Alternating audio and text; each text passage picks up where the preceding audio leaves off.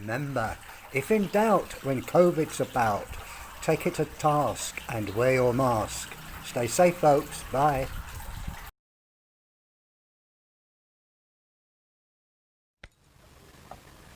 Well, hi guys.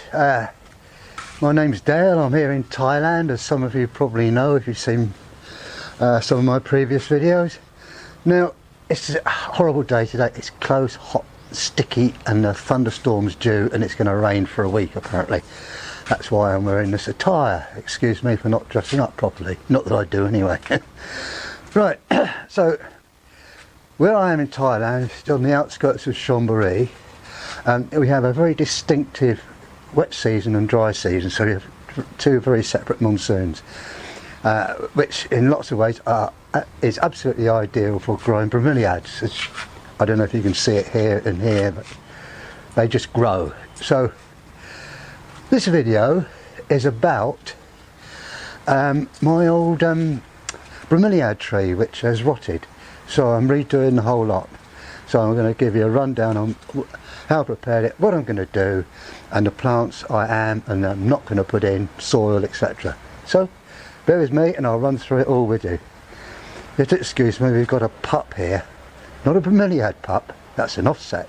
We've got a pup, and I'll keep tripping up over the little sod. Right, these are some of the plants I should be using for this display. I probably won't use all bromeliads. I'll make a mixture with a odd shade plant, or maybe a couple of ferns. I would definitely have a couple of orchids, but this will give you a rough idea. And these are just offsets I've taken from the garden, so no expense whatsoever. Now here in the right hand corner, or the right hand side, down there I think, I'm going to show you what this used to look like before everything rotted out. One thing to remember here, folks, is make sure you use decent wood for any display you have. Use a proper hardwood. Don't be persuaded by what people say, this is good and that's good and all that sort of thing. Get good, solid hardwood. Okay, just a word of advice. Now, for filling in the bottom of this feature, I'm going to use a mixture of, this is homemade compost, beautiful stuff. Okay, you're going to mix that, and this is bonfire ash. You could use wood ash. These aren't the proportions, I'm just showing you for argument's sake. Now this is shredded coconut husk, so that will go in there. A few bits of charcoal, and that makes the soil sweet.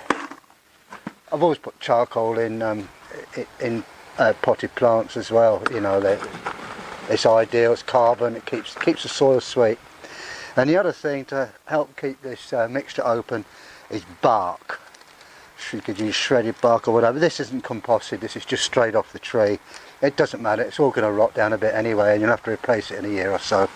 But that's part and parcel of gardening, isn't it? Alternatively, what you could do is fill the base with shingle, yeah, not beach shingle, sort of like builder's shingle, but make sure it's not alkaline, because that could affect your plants. And you could, in actual fact, just plonk your bromeliads, acmeas and neorigelias in particular, you can just plonk in there, and they'll send little roots out through the stonework. They don't need to be in pots. They don't really need soil, because they can be terrestrial and epiphytic, so they've got the best of both worlds with them. Or you could put gravel in or something like that, and put them in pots, you know, bed the pots in the gravel if you didn't fancy just using gravel as a medium. Okay, let's begin. Lovely compost. Just chuck it in. I'll put the compost in first, because that's the bulk of the medium.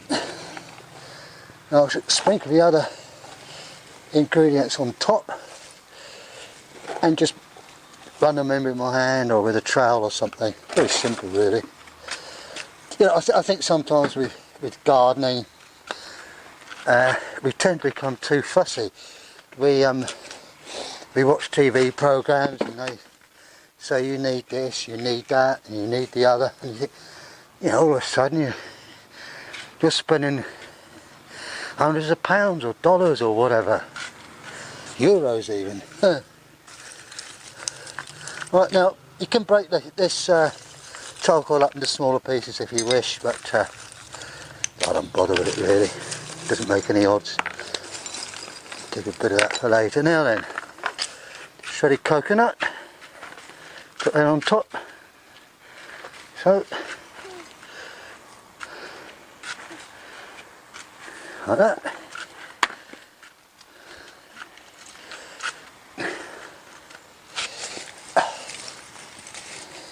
You only need to turn in the top, I don't know, not even 4 inches, 3 inches.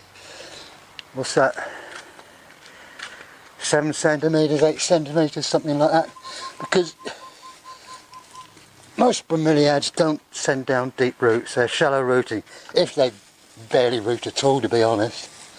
And I've got my helper here, keeps running off. Keeps running off and eating the compost. There. Oh, you little bugger. My little helper. And on top of that, we can just rub in a little bit of bark, like so. And in actual fact, I will use that as a top dressing, or a mulch if you like. So, that's basically it. There you have it. Now, I don't know if you can see this very well, I will zoom in, but I've filled this little hollow here with a couple of bits of stone, a wee bit of compost, some shredded bark and a couple of bits of charcoal, a bit of dirt there. So in there we're going to put this acmea. It's virtually self-supporting there. Now all I need to do is just rub that in a bit, like so, and put a little bit more bark around there. There. Now that's it. I mean, it might get wind buffeted for a few weeks, but that'll be alright, that won't blow out. You don't need to fix it at all, I think that's fine. Yes. As you can see, this is banded. It's a lovely acmea. I don't know the names of any of these plants, I'm afraid. I just, you know, I just buy stuff I like. But it's beautiful. When it forms a clump, it'll form a clump all around here eventually, after 3 years or so. It'll take a while. Now the rest here, I shall probably affix a few Tillandsias. Maybe the old Neorigelia that, you know, doesn't mind a bit of sunshine. I've got a little void at the back here which I'll probably put another acmea in actual fact.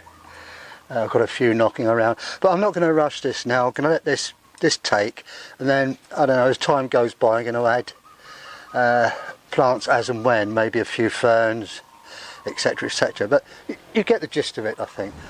Well, I think you can see now that how things are shaping up. I've put obviously acmea here, and here's a Neorigelia, and here's some Tillandsias on a raft I was going to move anyway. So the rest of this I'm not going to bother too much with at the moment. I'm going to, you know, let things settle in everywhere. Now this piece of wood has been strapped on with wire, so temporarily, I hope, we should drape a little bit of what we in the UK call Spanish moss.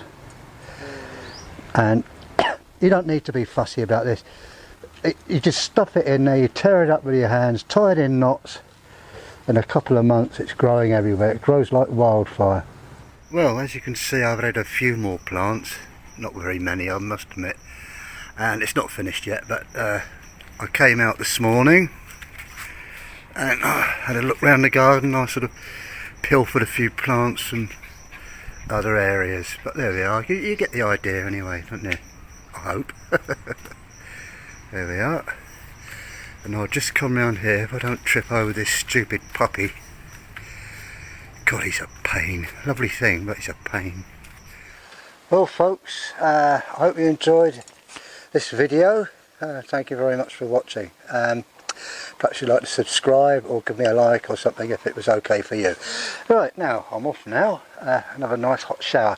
Now then, there's an old Cornishman gardener. Used to do a programme on British BBC TV Southwest called Don Hoyle, I think his name was. He's probably long gone now. And he always used to say in his broad Cornish accent, enjoy your garden, enjoy your gardening. Get your hands dirty, get in there, you'll chill out, you'll feel great, your back will ache, you can jump in a hot tub or a shower and you'll feel absolutely great. Then you can go down the road and have a nice beer, which is exactly what I'm going to do. Okay folks? Okay, bye for now. Enjoy.